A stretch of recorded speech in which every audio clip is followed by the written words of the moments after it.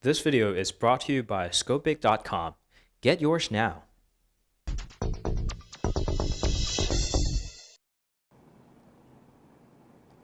Hey guys, welcome back. This is fullfromthecage.com and today we got LG X Power. Now, as the name implies, it's focused on the battery life, and does it live up to its name? Well, quite frankly, it does. It is actually overwhelming.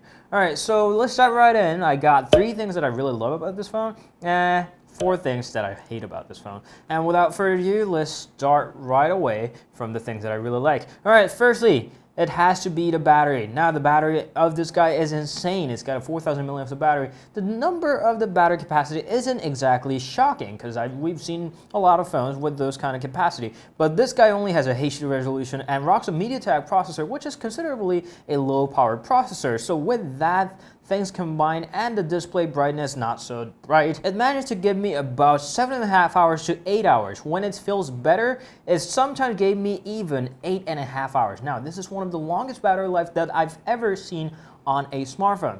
This is even exceeding one of the previous champions like the Galaxy A7 2016 or the Xiaomi Mi Max. That was purely amazing. I actually had trouble killing all the battery on this guy. The battery test on this was a pain. And as much as that was a pain for me, if you have the X Power and if you are a hardcore cell phone guy, you'll be definitely happy with the battery on this guy. You can't be any happier. The second good thing about this guy is a rather slim profile. Well, it's not exactly like a paper thin or anything, but if you want to compare that with some of the phones with the beefy battery like the Xiaomi Mi Note 3, you can see how slim it is considering how much battery it packs inside. So slim profile, that's the second thing. And thirdly, it performs just fine. So it's got a MediaTek processor, MT6735. It's pretty generic processor. It's got a Cortex A53 quad-core processor, 2GB of RAM, and 16GB of storage, which you can expand further. It's pretty generic, and it performs just about the generic wise. Most of the basic tasks will not give you any problems. The camera launches, not exactly fast, but not exactly slow. And launching of the essential apps like the Google Play Store, it takes time, but it's okay.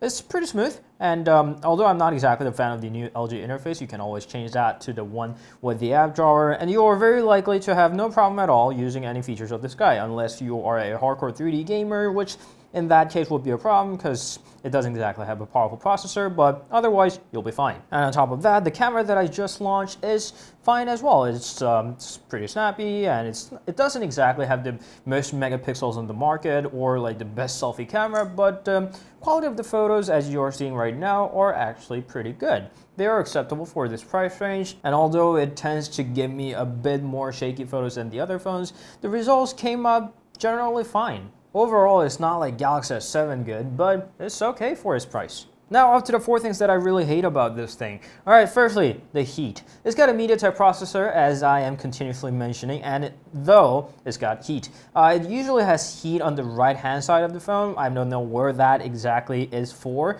Maybe it's the CPU, maybe it's the battery. Anyhow, it generates heat. Although you might be wondering how a MediaTek Core A53 processor generates heat, you have to know that LG is capable of generating heat on Snapdragon 210, Snapdragon 410, Snapdragon 400, and of course the Snapdragon 820s. And without any surprise, they had another success for the heat on the phone. And second bad thing is the weird placement of some of the elements. It's got a very weird placement of the cameras on the very left top corner. It's not exactly the best position, but meh, that's not exactly a biggie here. The core problem here is the speaker. Alright, the speaker is also on the left hand side, although at the bottom, and it gets really easily blocked. So if you put your phone on a table, the speaker gets instantly blocked. This is one of the most perfectly blocked speaker on a surface that I've ever seen. Yes, they did put a little hump over there to avoid that problem, but I'm not really sure if this is something that's meant to avoid that. So the result would be a blocked speaker on a flat surface. And thirdly, while capping a good amount of sensors, it's not abundant, but it's okay. There is also an ambient sensor, so it's a light sensor. So when you turn it auto, which is what a light sensor is supposed to do, it aggressively gets down the brightness. So it gets down the brightness to the level that it's illegible. That's not the point of auto brightness, and it does that all the time. So you'll be just pulling up the slider back onto the top top, which isn't exactly that bright anyway. And if you haven't noticed yet, the notification LED only comes in black. Incoming call, red, messages, red, battery charging, of course, red, download apps, of course, it turns on red. And it sometimes has a hiccup on the touchscreen. I use my left thumb for my scrolling on the internet, and it sometimes gets that as a multi-touch as you get that. So it's supposed to be in red for a single touch, and if you can see that, it shows the number of the touches it's reading.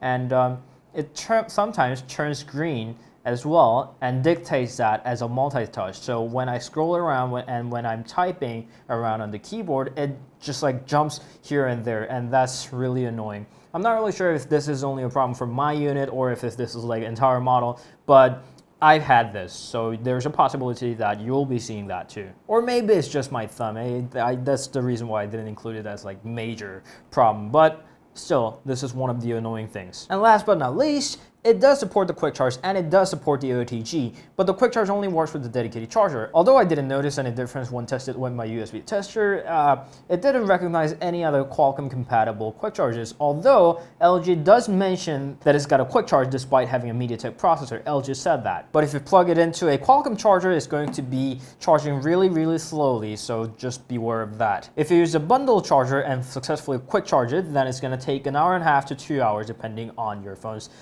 situation, set of Wi-Fi LTE, but 1.5 to 2 hours. And just a little tip here, even though it's at 3% of the left battery, it's going to turn it off like whenever it feels like, so be aware that there is always a possibility that the phone's going to turn it off. So don't feel safe when it's at 3%, and it might as well be like 0.5%. And this is another little tip, it's got 16 GB of storage, it's expandable, but the built-in storage already has 5.5 GB of system data. So you'll be only left like 8 to 8.5 gigabytes in total when you firstly purchase the phone. So that's a really limited space, just so you know. That's it. That's all the things that I found about the LG X Power. Now, it lived up to its name, definitely. It lasts long. It lasts crazy, insane.